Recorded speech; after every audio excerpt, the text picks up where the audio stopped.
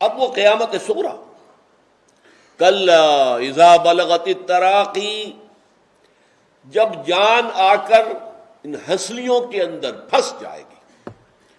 جب نزع کا عالم ہوتا ہے تو آخری وقت میں گھنگرو سا بولتا ہے یہ حلق کے اندر آ کر، معلوم ہوتا ہے کہ پورے جسم سے جان سلب کی جا چکی، اب یہاں آ گئی ہے۔ کلا اذا بلغت التراقی وقیل من راق، اور اس وقت کہیں گے ہے کوئی جھاڑ پھونک کرنے والا؟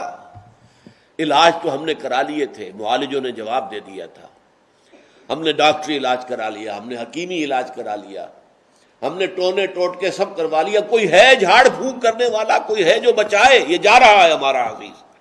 وقیل من راق وظن انہ الفراق، اور جس شخص پر وہ کیفیت بیت رہی ہے اسے اب یقین ہو گیا ہے کہ اب فراق ہے، جدائی ہے، اب بیوی سے جدائی ہے یا شوہر سے جدائی ہے، اب اولاد سے جدائی ہے، رشتہ داروں سے جدائی ہے، وہ گھر جو بنایا تھا بڑے شوق سے اب اس سے نکلنا ہے، وہ ساز و سامان جو اکٹھا کیا تھا بڑے شوق کے ساتھ اب اس سب کو چھوڑ کر جانا۔ وَظَنَّ أَنَّهُ الْفِرَاقُ وَالْتَفَّتِ السَّاقُ بِالسَّاقِ، اور پنڈلی پنڈلی سے لپٹ جائے گی۔ یہ نزع کے عالم کے اندر جو ہے وہ ٹانگیں جو ہے ایک دوسرے کے ساتھ لپٹتی ہیں۔ إِلَىٰ رَبِّكَ يَوْمَئِذٍ الْمَسَاقُ، آج تو اس دن تو لازماً دھکیلے جاؤ گے، اپنے رب کے حضور تک پہنچا دیے جاؤ گے۔ ساق یسوق دھکیلنے کے معنی میں آتا ہے، اسے سواق بنا ہے، ڈرائیور۔